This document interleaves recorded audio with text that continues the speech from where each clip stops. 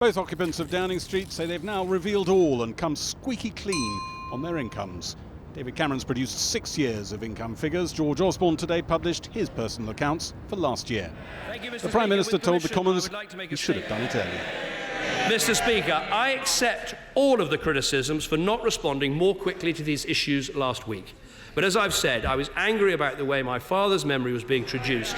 I know he was a hard-working man and a wonderful dad, and I'm proud of everything he did to build a business and provide for his family. George Osborne's figures show that on top of his salary he got nearly £80,000 from share dividends in the family's UK-based wallpaper business and rental of his London home.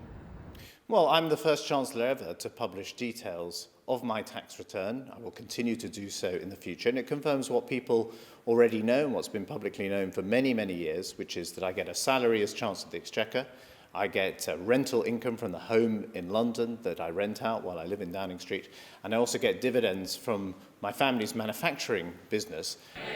Aware that many MPs dread having to do the same sort of declaration he'd just done, David Cameron said he thought this sort of transparency had probably gone about far enough. If this were to come in for MPs, people would also ask for a similar approach for those who ask us questions, those who run large public services or lead local government, or indeed those who edit the news programmes or newspapers.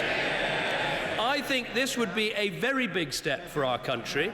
It certainly shouldn't take place without a long and thoughtful debate, and it is not the approach that I would recommend. Jeremy Corbyn published his tax return for last year, showing £1,800 income for work like speeches on top of his MP's salary. The form shows he filed late, and his office confirmed he was fined £100.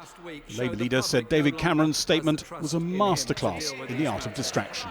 Does he realise why people are so angry? Does he realise, do members opposite realise why people are so angry? We've gone through 6 years of crushing austerity. Families lining up at food banks to feed their children. Disabled people losing their benefits.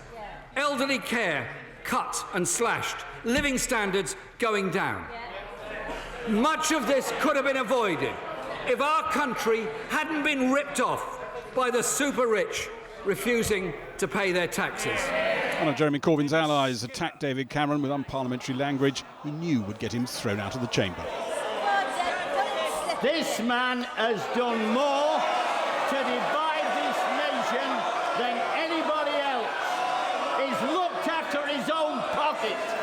I still refer to him as Dodgy Dave. Do what you like. I order the honourable member to withdraw immediately from the House. Dennis Skinner walked out. One Tory suggested many people would be put off trying to come here if scrutiny of their affairs got more intrusive. We risk seeing a House of Commons which is stuffed full of low achievers who hate enterprise, hate people who look after their own family, and who know absolutely nothing about the outside world. MPs who wish that had been expressed a bit more sensitively agreed with the general drift.